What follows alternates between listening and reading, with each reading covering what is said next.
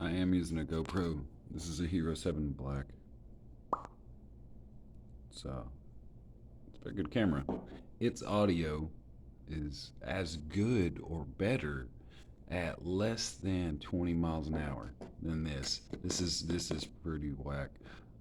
The fact that it's a microphone and it comes with a little windproof thing, and this is junk.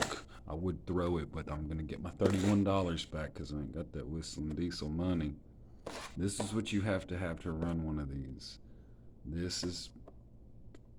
I don't think this is the problem. I don't understand why my microphone.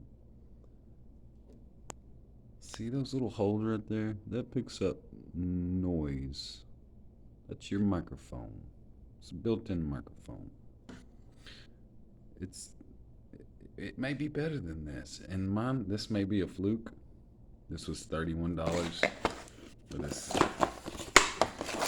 bag of crap off of Amazon. See, it's got this little thing on it.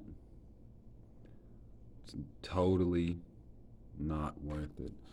This, in my opinion, this is a waste of money because this already works as good as this does. You would think that this would go inside of your helmet. Doesn't matter really if it's a full face helmet or a dirt box style helmet. It really does not matter at all.